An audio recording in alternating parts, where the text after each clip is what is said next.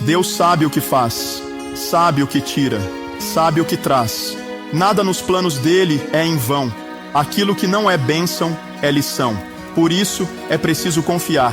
É preciso aprender a esperar pelo seu tempo e renovar constantemente a sua fé, porque onde Deus coloca a mão, maldade alguma coloca os pés. Nem tudo que se perde é realmente perda.